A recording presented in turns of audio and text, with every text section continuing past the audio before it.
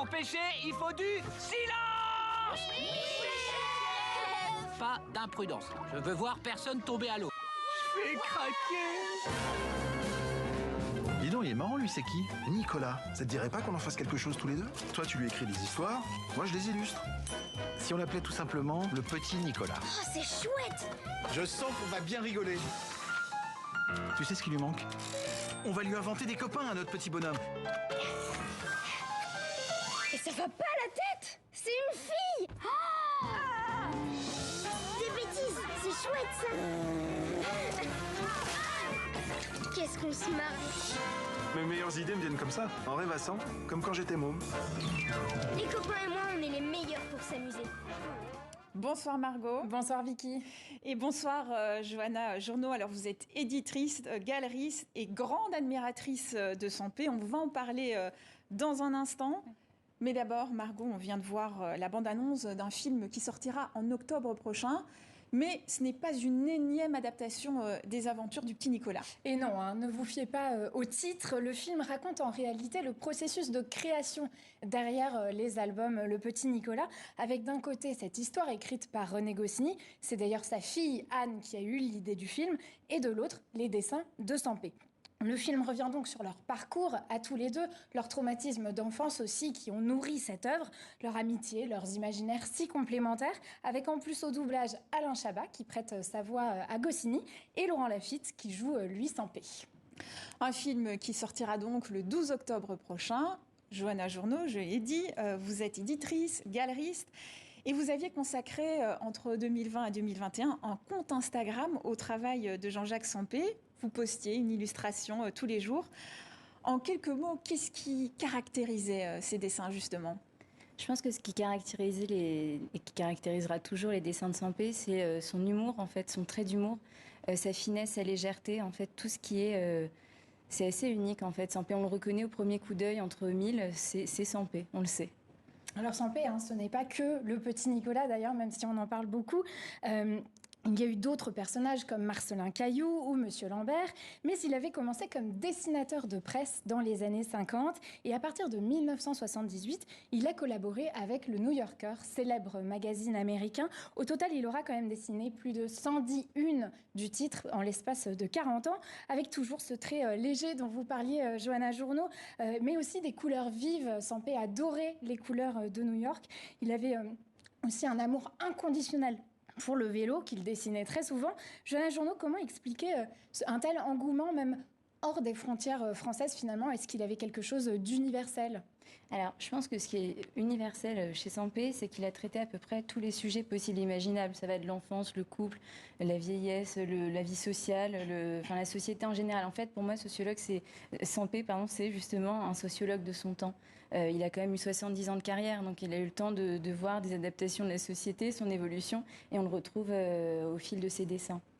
Et ce qu'on connaît parfois moins, c'est sa personnalité. Il était volontiers timide, il avait beaucoup d'humour, évidemment, de résilience aussi. Écoutez ce qu'il disait en 2019 lors d'une exposition qui lui était consacrée et alors qu'il était encore affaibli par un AVC. Je suis quelqu'un de paresseux qui déteste travailler, mais qui le fait parce qu'il a été obligé.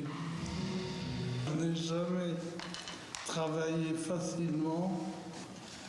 Que je préfère sourire de mes empêchements plutôt que de m'apitoyer sur moi-même. Johanna Journeau, il y a toujours un peu ces deux aspects dans le travail de Sampé, l'humour et quelque chose de plus mélancolique. Tout à fait. Ce qui est assez mélancolique chez Sampé, pour moi, c'est qu'il a réussi à retranscrire des sentiments profonds et très complexes avec un bout de papier et de l'encre. Et on le ressent dans tous ses dessins et à travers tous les sujets qu'il a pu traiter aussi. Finalement. Alors justement, en parlant de ça, Sampé, ce sont aussi des motifs qui reviennent souvent. Il y avait le vélo, on l'a vu, mais aussi, regardez, la musique, le jazz notamment. Sampé aurait rêvé d'être musicien. Plus surprenant peut-être, les églises, pour des dessins pleins d'humour. Alors, autre sujet d'inspiration, les bourgeois, leur petite mesquinerie et regardez leurs intérieurs que Sampé adorait dessiner. Mais l'un des thèmes qui revient le plus, c'est le couple. Probablement... parce que ça permet de porter un regard un peu malicieux sur la vanité, le temps qui passe, les vertiges du désamour aussi. C'est une source inépuisable de blagues. D'ailleurs, Sampé a toujours su se montrer caustique pour parler de l'actualité. Et on retrouve dans ses dessins aussi cette solitude qu'il savait retranscrire avec toujours beaucoup de grâce et de délicatesse. Johanna Journeau, on parle souvent de naïveté pour les dessins de Sampé. Est-ce que ce n'est pas finalement le moins cynique des dessinateurs de presse ? Alors, pour moi, c'est tout sauf cynique, Sampé. En fait, Sampé, tous ses dessins sont remplis d'un humanisme qu'on reconnaît tout de suite et d'une légèreté, comme on disait. Donc non, il est tout sauf cynique. Et c'est peut-être justement parce que aussi il n'avait pas le dégoût de l'époque, Sampé. Écoutez-le face à Patrick Simonin, c'était sur TV5 Monde et c'était en 1997. Et finalement, est-ce que le monde tel qu'il est aujourd'hui ne fait pas peur quelque part par rapport à la nature humaine qui est si fragile ? Vous savez, j'ai lu il n'y a pas très longtemps un livre sur le XVIIIe siècle qui ne résumait pas, bien entendu, tout le XVIIIe siècle. Mais je vous assure que c'est un livre qui m'a fait très peur aussi, ça ne devait pas être très drôle. Hein.